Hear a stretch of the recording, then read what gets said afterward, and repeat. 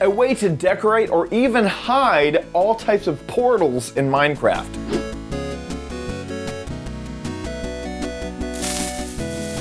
Hey guys, it's Chad. Recently on Reddit, I saw a really cool way to kind of disguise portals, something that I didn't know you could do with item frames. So let's check out this technique. So here we are inside of Minecraft, and here are a few of the things that we're going to be learning how to do. This is an end portal, but as you can see, you can't see the end portal frame or any of the eyes that are normally associated with an end portal. On top of that, you can't even see them next to the actual portal itself.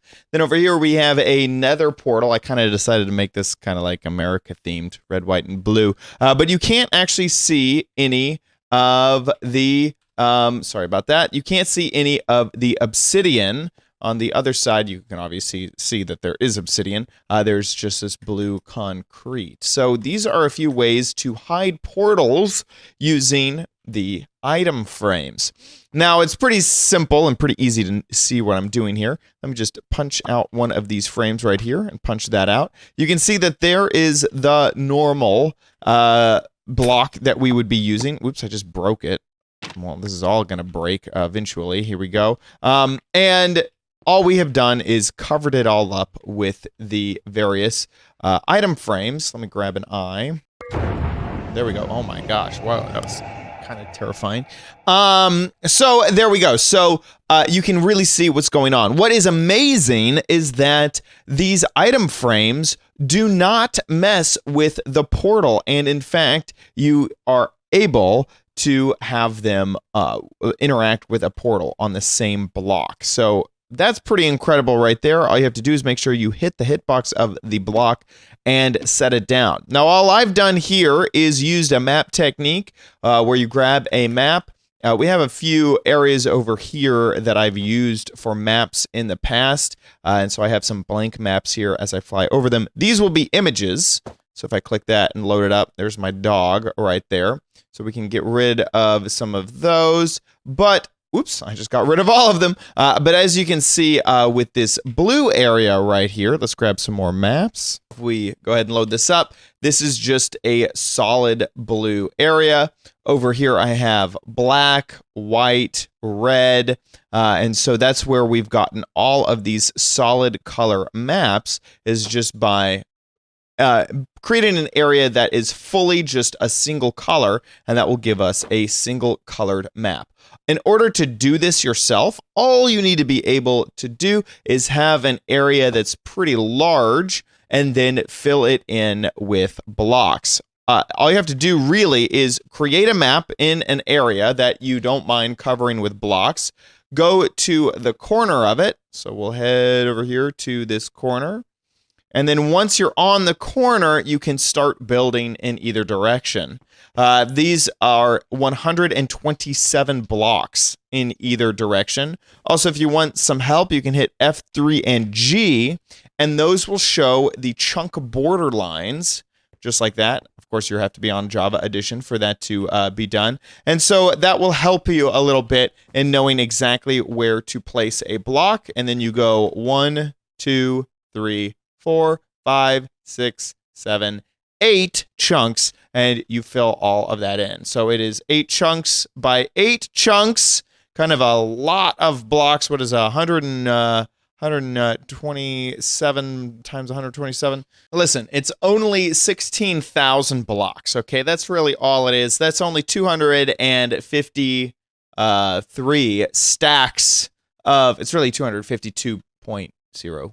15625 stacks of whatever block that you're doing. Don't worry, it is possible. It's only building out 128 blocks by 27 blocks by 127 blocks. I guess I'm confusing myself because there are 16 blocks in a chunk, 8 chunks, so I guess it's 128 blocks. I just had my math a little bit wrong.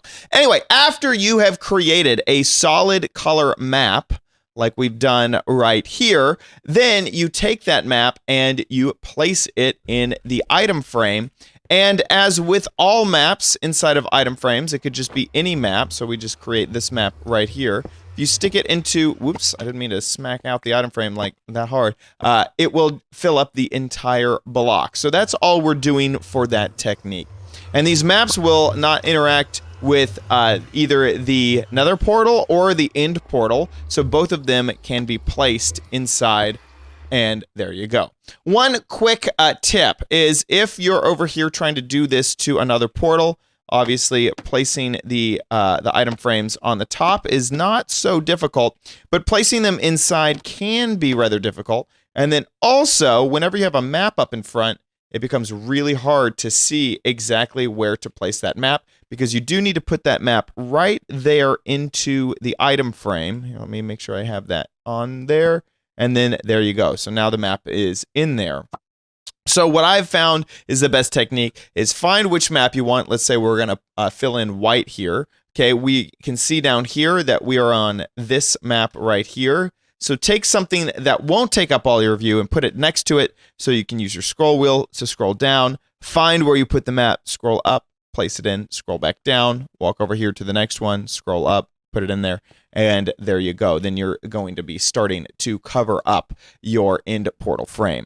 I really like this technique because I find a lot of times people have builds that are really, really epic, but when it comes to the last step, when it comes to the final step into a portal or into a Nether Portal or onto right here at the End Portal, that really there's just an end portal just sitting there. And if you look at the height of normal blocks, it's kind of irregular. So you just kind of have this weird sunken down thing in the ground. But using this technique, you could, of course, hide it a little bit better. And so let's go ahead and add a few of these on top of here just so you can see what I'm talking about. Actually, let's not use that map. Let's use this map. And so you can have it be a little bit more of a smooth transition. And you can also use carpet to make this an even better transition if you wanted to, because carpet is the same width as the maps. So you could do something really cool with the maps and also with some carpet, and then it's a much cooler transition into a portal. And something that I didn't mention is that you can even, if you work really, really hard at it, kind of fake block facades by making those, those big areas that you can make a map of. You can make one that looks like cobblestone or looks like smooth stone, and then you would be able to put down a map that looks very similar to cobblestone down. Kind of a cool way to disguise blocks even more if you don't just want the solid colors like I showed off earlier. Thanks so much for watching this episode of OMG Craft. Before we go, though, I do want to mention that I'm going to be in person at so many events coming up in September and October. Mindfair, Austin, Texas. Mindfair, Sacramento, California. Mindfair, Washington, D.C. Mindfair, Philadelphia. Mindfair, Charleston, North Carolina.